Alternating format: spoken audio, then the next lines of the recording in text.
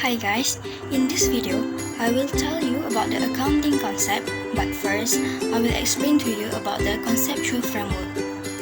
The conceptual framework consists of a set of agreed fundamental concept or principle, which is a basis of financial accounting and which provide a theoretical ground for the development of standard. There is one level of the conceptual framework consists of concepts that implement the basic objective of level 1.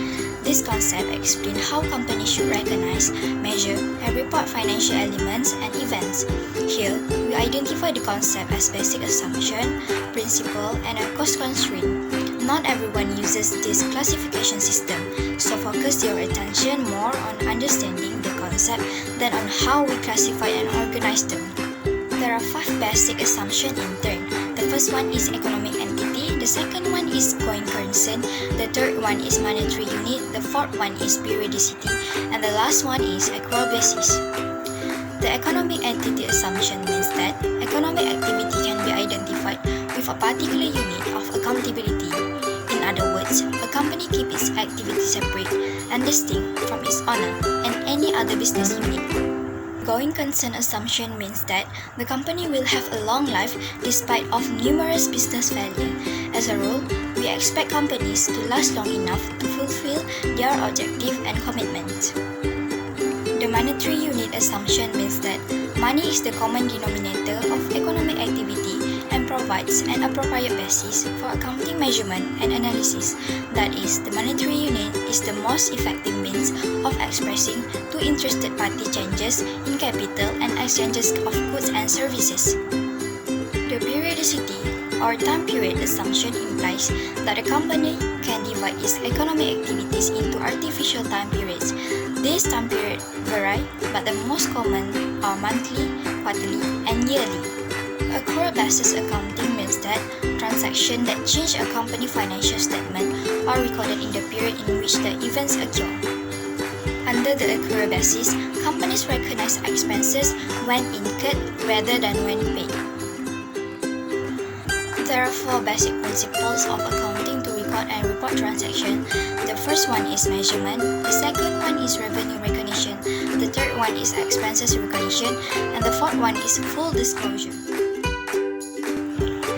Measurement principles presently have a mixed attribute system in which one of 2 measurement principles is used. The most commonly used measurements are based on historical cost and fair value. Selection of which principle to follow generally reflects a trade-off between relevance and faithful representation.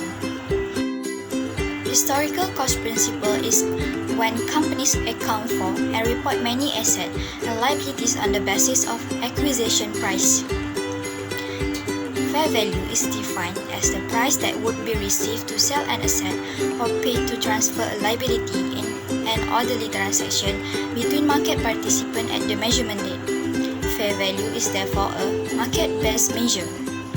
Revenue recognition means that the company will only recognize revenue when the company satisfies this performance obligation.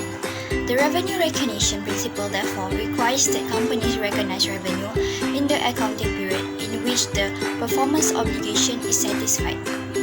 Expenses recognition means that the company will only recognize expenses not when they pay wages or make a product, but when the work or service or the product actually contribute to revenue.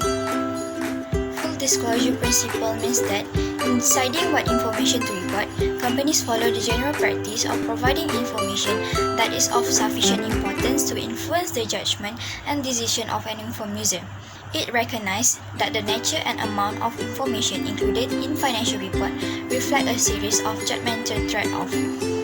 These trade-offs strive for sufficient detail to disclose matters that make a difference to user, yet sufficient condensation to make the information understandable. The cost constraint means that the company must weigh the cost of providing information against the benefit that can be derived from using it. Rulemaking bodies and governmental agencies use cost-benefit analysis before making final their information requirement. In order to justify requiring a particular measurement or disclosure, the benefit perceived to be derived from it must exceed the cost perceived to be associated with it.